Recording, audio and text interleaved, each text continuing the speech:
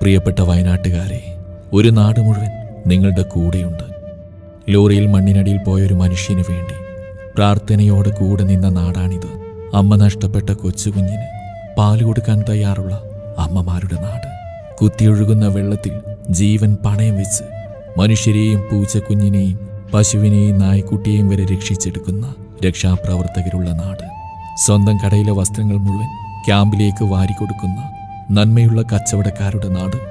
പ്രതികൂല കാലാവസ്ഥയിലും അസാധ്യമായിടത്തും വൈദ്യുതി എത്തിക്കുന്ന KSEBക്കാരുടെ നാട്. പൊന്നുപോലെ കൊണ്ട് നടക്കുന്ന വണ്ടി കേടാകുമെന്ന ഭയമില്ലാതെ ചെളിയിലൂടെ കുതിക്കുന്ന ഓഫ് റോഡർമാരുടെ നാട്. കുടുക്ക പൊട്ടിച്ചും ആടിനെ വിറ്റും ദുരിതാശ്വാസ നിധിയിൽ പണമിടുന്നവരുടെ നാട്. 2 ദിവസം കൊണ്ട് പാലം പണിത സൈനികരുള്ള നാട്. അനാഥരായ മക്കളെ ഏറ്റെടുക്കാൻ തയ്യാറാവുന്ന കുടുംബങ്ങളുള്ള നാട്. വരുമാനത്തിന്റെ പങ്ക് ദുരിതാശ്വാസ നിധിയിലേക്ക് കൊടുക്കുന്ന ബിസിനസ്സുകാരുടെ നാട്.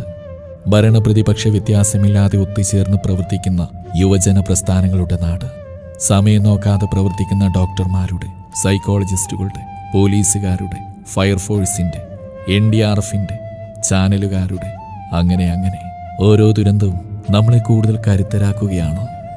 നമ്മളെ കൂടുതൽ ഒരുമിപ്പിക്കുകയാണ്. നമ്മളെ കൂടുതൽ മനുഷ്യത്വമുള്ളവരാക്കുകയാണ്. പ്രിയപ്പെട്ടവരെ, ലോകത്തിന് തന്നെ മാതൃകയായി മാറിയ ഈ പ്രവർത്തനവും കരുതലും നമ്മൾ തുടരണം. എല്ലാ തകർച്ചകൾക്ക് ശേഷവും തിരിച്ചുവരവുകളുണ്ട്. എല്ലാം അവസാനിച്ചെന്ന് തോന്നുന്നിടത്തു നിന്നും ഒരു പുതിയ തുടക്കമുണ്ട്. പ്രതിസന്ധികളോട് പടവെട്ടി തെളിഞ്ഞവരാണ് വയനാട്ടുകാർ. കൂടുതൽ കരുത്തോടെ അവർ തിരിച്ചുവരും. ഈ നാട് മൊത്തം